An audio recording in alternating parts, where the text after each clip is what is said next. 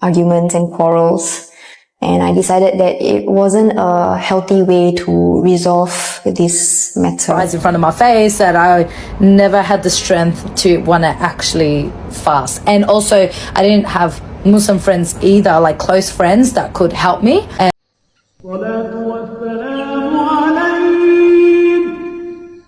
ya, bismillahirrahmanirrahim. Assalamualaikum warahmatullahi wabarakatuh. Sobat muslim yang dirahmati Allah, jumpa lagi dalam cuplikan video reaksi kali ini.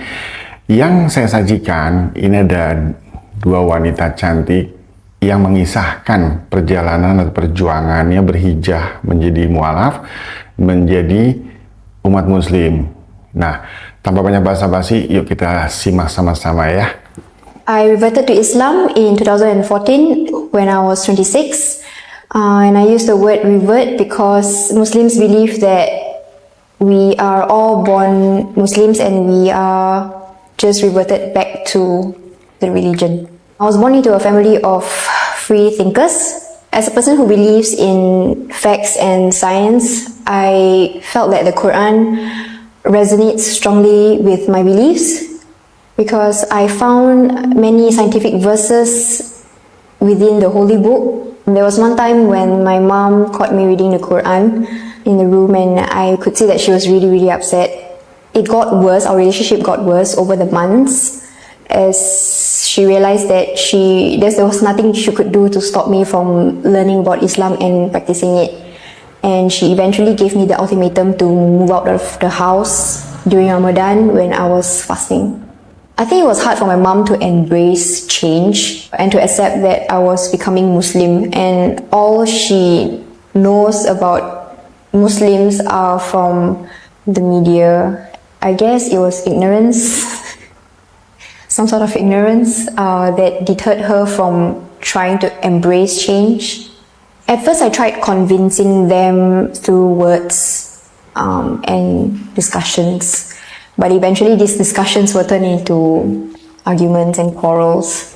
And I decided that it wasn't a healthy way to resolve this matter. So I had to move out to let everyone calm down. And I decided that actions would be a better way to show that Islam is making me a better person. Over time, they realized that I was being more respectful. I was calmer, I guess because I found an inner peace. Islam appealed to me so much because it's a beautiful religion. It brings about so much peace and calmness, and it is something that I love to seek solace in. When it comes to the religious tolerance in Singapore, I do feel that we are very blessed to have ample folk who accepts everyone with an open heart and mind. However, I do think that there are a lot of people who need a little more education and understanding and tolerance when it comes to different religious beliefs. When I tell people that I'm a revert, I mostly get reactions of surprise and shock.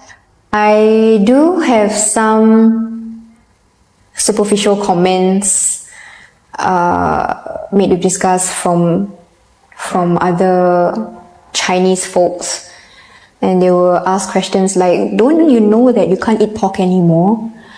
Don't you know that your husband can marry 4 wives? Don't you know that it's a very violent religion? But I just smile and brush it off. There is a verse in the Quran which is coincidentally my favorite. It says, "There is no compulsion in religion. Truly the right way has become clearly distinct from error." I strongly believe that everyone is given the cognitive ability and science to decide for themselves what they want in life, be it religion or anything else. And if we do not want people to decide for us, we should not judge others for their decision. People need to understand that there is no standard template to any race or religion. Acceptance is even more important than tolerance, because with that, we can make the world a happier place.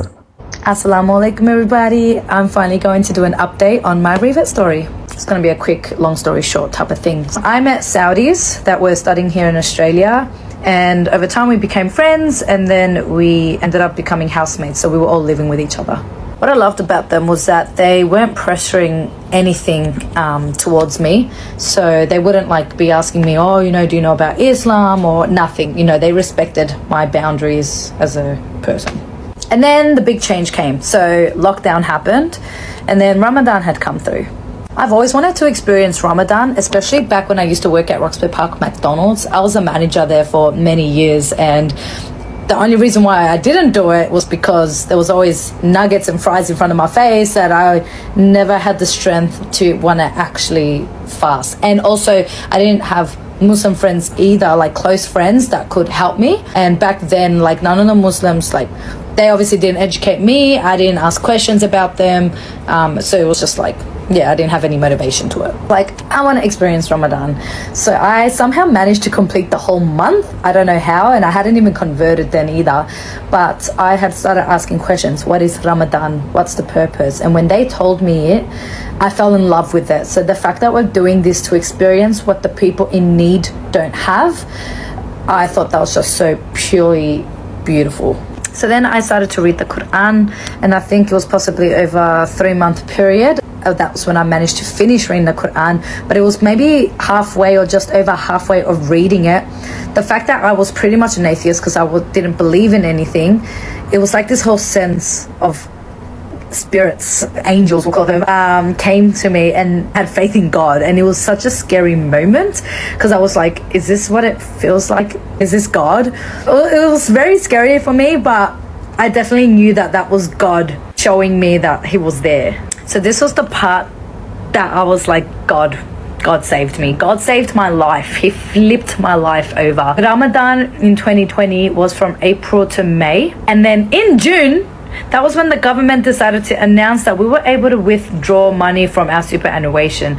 I was in such extreme high level of debt from the age of 18 because I was a stupid young teenager and I was just spending all my money like it was nothing. And then I became broke because of that. I was living off paycheck by paycheck. And then the government decided to announce that we can withdraw money from our super. And I was like, Subhanallah. I didn't say that because I didn't know what that was back then. But thinking of it now, Subhanallah, that was God saying, here, I'm going to save you now. You are going to restart your life. And I paid off all my debts. I have never felt so happy in my life. 2020 to me was the worst year of my life because I was in like deep depression and just spending my money on all the haram that I could. But it was also the best year of my life. And another moment that made me truly believe that God is real was I found out the information about the last 10 days of Ramadan, how important that is, and that one of those days you'll be rewarded times million. I was broke, but somehow I still kept donating every single day. I was donating like $10, $20, sometimes even $50. Like, even though I was so low on money, I was like, stuff it. First of all, I was mainly to help the people in need, of course. But just knowing that, I was like, you know what? Let's just give it, and inshallah I will be rewarded. And you know what? God blessed me. He blessed me and he cleared all my debts. So guys, I cannot exaggerate how much God will save you if you really trust and faith in Him.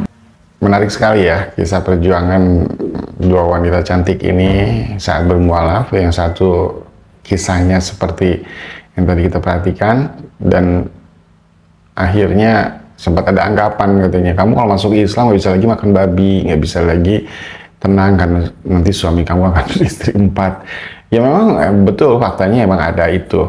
Tapi setidaknya ketenangan batin dia dapatkan. Nah, adapun di wanita yang kedua tadi, dia terlilit lumayan banyak hutang, tapi dia tetap masih bisa bersedekah gitu, dan dia mendapatkan keberkahan dari hijrahnya, mualafnya.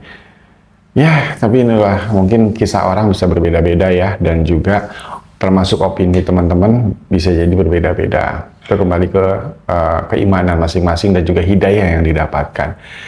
Barangkali ada yang ingin berkomentar, silahkan menanggapi. jika ingin berkomentar di video ini di kolom komentar. Dan silahkan sebarkan video ini jika bermanfaat. Terima kasih menonton. Sampai jumpa kembali di postingan berikutnya. Assalamualaikum warahmatullahi wabarakatuh.